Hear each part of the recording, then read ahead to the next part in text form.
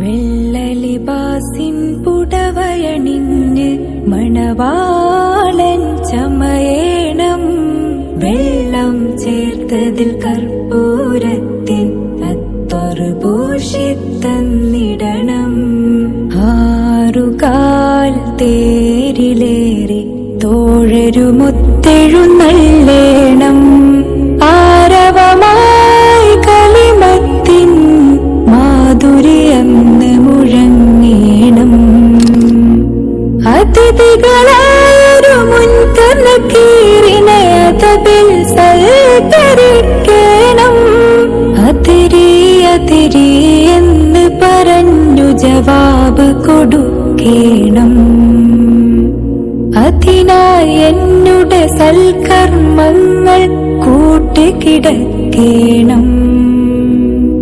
അഹദേ എന്നുടെ മണ്ണറ നീ പൂവരയാക്കേണം.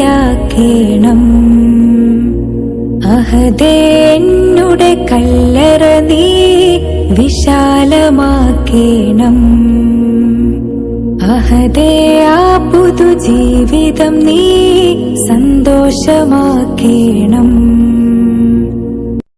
വെള്ളലിബാസിൻ പുടവയണിഞ്ഞ് മണവാളൻ ചമയേണം. വെള്ളം ചേർത്തതിൽ കർപ്പൂരത്തിൻ